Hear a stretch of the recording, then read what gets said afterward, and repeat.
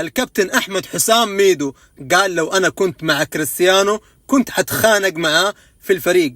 أنا عارف أنت تسويها صح، أنت تخانقت مع لاعبين فريقك الزمالك، تخانقت مع لاعبين منتخب مصر مع المدرب حسن شحاتة، تخانقت مع لاعبين أياكس لما كنت محترف معاهم، تخانقت مع لاعبين توتنهام، تخانقت مع سلتا فيغو، روما، مرسيليا، ميدزلبرو، ويجن. أنت كل الأندية اللي لعبت فيها تخانقت مع اللاعبين اللي هم لاعبين الفريق زملائك طبعا.